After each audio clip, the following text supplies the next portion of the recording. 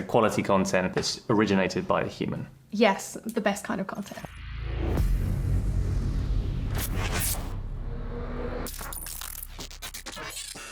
Hi there and welcome to From Ideas to Results. I'm joined by Liz, part of our creative team here at Sleeping Giant Media, and we're going to be diving into the topics that have been the most important or the biggest changes that we've seen throughout the month.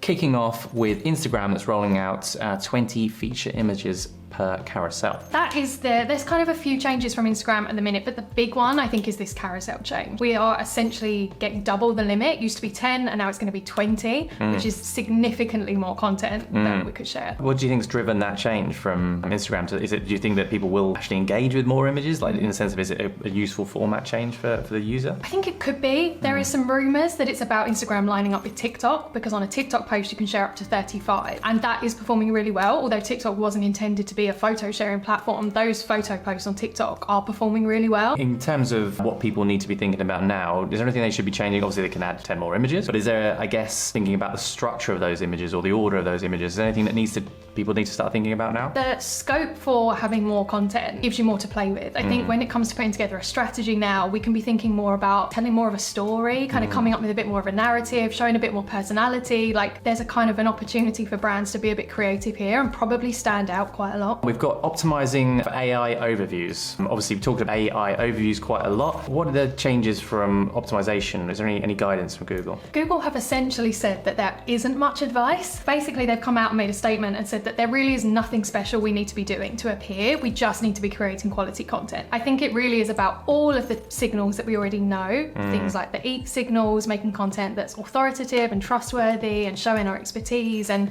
they are essentially saying that is how we'll That's how it works, overviews. yeah. And I mean, and the other point that the SEO guys would normally mention is around the entities work as well, so kind of again focusing on that aspect of the optimization process. I think one of the things to keep in mind with all of the kind of AI overview related pieces too is that it's changing all the time. So I think there are things we can be testing around the entity side, as well as thinking about how we format our introductions, or kind of increasing the amount of detail we put at the top so that it gets more of an idea from the beginning. But I think it's going to be a lot of testing. And so I'm guessing the thing that people need to start thinking about doing now is that testing, is that sort of trial and error, but also at the same time sticking to the core principles of optimization. Testing, but also kind of thinking about quality content as being more important than ever, perhaps, when it comes to showing for some of these things. Maybe not that running it through GPT and extracting it straight out, because that's going to go badly, right? Let's not do that. So quality content that's originated by a human. Yes, the best kind of content. Absolutely. So there's a recent study that also looked at what was being featured in those AI overviews, and it was YouTube, LinkedIn, and Healthline. What does that sort of indicate? So it was a study by SE Ranking, and they examined 100,000 keywords to see kind of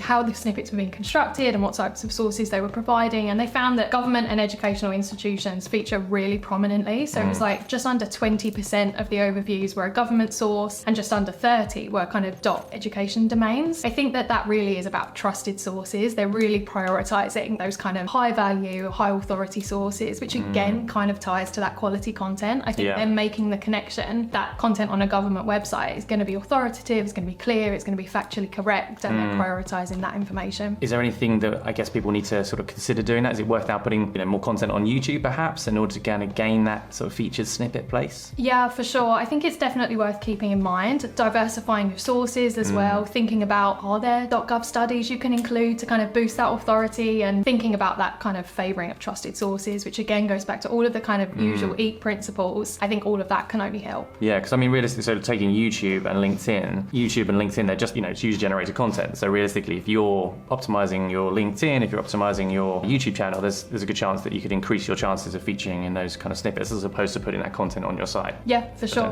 I think there's probably an element of those kind of holistic strategy approach, like thinking about all of your platforms and all of your content and how it can work together to support each other. So those are the main headlines this month in the world of the creative space. Hope they're of interest, and we'll see you again next month for some more updates.